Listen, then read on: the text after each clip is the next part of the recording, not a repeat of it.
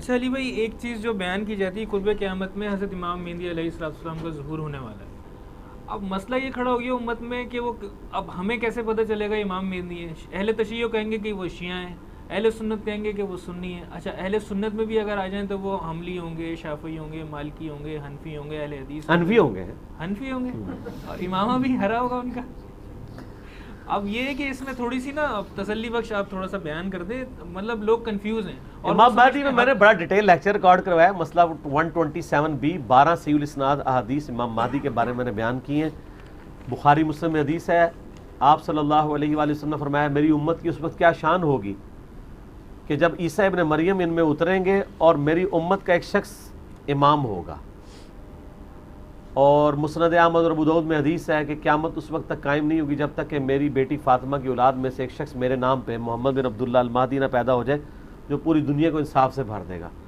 اور مسند احمد کی حدیث ہے قیامت اس وقت تک قائم نہیں ہوگی جب تک دنیا کے ہر گھر میں میرا پیغام نہ پہنچ جائے اور لوگ چاہتے ہوئے یا نہ چاہتے ہوئے اس دعوت کو قبول نہ کر لیں.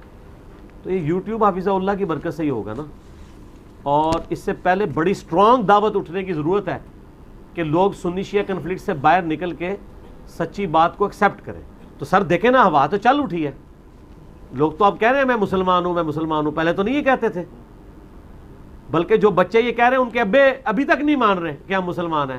وہ کہتے ہیں نہ میرا پتر گمراہ ہو گیا. وہ ایک انجینئر نو سنتا ہے. تو تسی دیکھو اگلی نسل کیا ہوئے گی اور اس سے اگلی نسل کیا ہوگی. تو فضا تو بن رہی ہے. ورنہ تو بریلویوں میں اگر امام مہدی آئے تو دیوبندیوں نے نہیں ماننا، دیوبندیوں میں آئے بریلویوں نے نہیں ماننا، اور اہل حدیث میں آگے تو انہوں نے کہنا انگریزوں کا ایجنٹ ہے. شیعہ میں آ گیا تو انہوں نے کہنا یہ رافضی ہے. اس کے لیے ضروری ہے کہ امام مہدی کے آنے سے پہلے ہی مسلمان ان چیزوں سے بیزار ہو چکے ہیں اور انشاءاللہ بیزار ہو چکے ہوں گے. ویسے جو ہے نا امام مہدی کے بارے میں آتا ہے کہ وہ حنفی ہوں گے. ہاں، شیخ احمد سرندی نے مکتوبات میں لکھا ہے کہ بزرگوں نے کشف کے ذریعے دیکھا ہے کہ وہ قرب قیامت میں اتریں گے تو فقہ حنفی پہ عمل کریں گے. پھر ان کو شرم آئی، پھر ساتھ لکھتے ہیں نہیں وہ اصل میں اجتہاد کریں گے، ان کا اجتہاد امام حنیفہ سے مل جائے گا. کڈی وڈی کہانی. اور اجتہاد قرآن و سنت سے نہیں ملے گا، امام حنیفہ سے ملے گا. امام حنیفہ کو تو آج کے دور کے مسائل انہوں نے نہیں لکھے ہیں، تو وہ اتنے لیٹسٹ دور میں جا کے کون سے مسائل ہیں؟ پوسٹ مارٹم کا مسئلہ، انتقال خون کا مسئلہ، کیمرے کا مسئلہ، یہ کہاں امام حنیفہ نے لکھا ہے؟ کہانی کروائی ہے. صحیح مسلم میں ہے جو حدیث کا راوی ہے امام مہدی والی حدیث کا، حضرت عیسیٰ علیہ السلام کے بارے میں، عیسیٰ ابن مریم تم میں اتریں گے، تمہارے کتاب اللہ اور تمہارے نبی کی سنت کے مطابق عمل کریں گے. فقہ حنفی کا تو ذکر ہی نہیں اس میں. ٹھیک ہو گیا. اچھا علی بھائی، اسی سوال سے متعلق ایک بات آتی ہے کہ اہل سنت کی کتابوں میں حضرت امام مہدی کا نام بھی موجود ہے، یعنی وہ محمد بن عبداللہ کا نام ہوگا، اور اہل تشیع میں بھی ہے.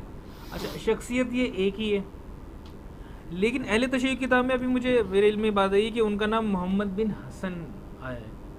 اب یہ اختلاف اس پہ کیا بات کرنی چاہیے، اس کو واضح کرنا چاہیے ہمیں؟ مطلب واللہ عالم جی، بہت بڑا اختلاف ہے. یہ تو چھوٹا اختلاف ہے، ناموں کا اختلاف تو چھوڑ دیں. محمد بن حسن اس لیے آتا ہے کہ وہ حسن عسکری کا بیٹا کہتے ہیں نا ان کو، اور وہ کہتے ہیں وہ غیابت میں جا چکے ہیں، چھپے میں قرب قیامت میں ظاہر ہوں گے. اور دلیل وہی دیتے ہیں کہ اگر اصحاب کہف 300 سال تک سو سکتے ہیں تو امام مہدی کو بھی اللہ سلا سکتا ہے. ٹھیک ہے، ہمیں کوئی اعتراض نہیں ہے. یہ کوئی ایسا مسئلہ نہیں جس کے اوپر کوئی سیکھ پا ہو جائے. چلے اگر وہ عقیدہ رکھنا بھی چاہتا ہے، کوئی ایسا ہی عقیدہ نہیں ہے کہ اس کی بنیاد کے اوپر کفر اسلام کا مسئلہ ہو جائے گا. ٹھیک ہے، رکھنا چاہتا رکھ لیں. تو باقی وہ جو غیابت میں ہے تو نہ آج ہم ان سے کانٹیکٹ کر سکتے ہیں نہ وہ ہم سے، تو پریکٹیکلی تو ہمیں ان کے امام ہونے کا اس وقت تو کوئی فائدہ نہیں جب تک وہ آ نہ جائیں. جب آئیں گے تو پھر دیکھی جائے گی انشاءاللہ.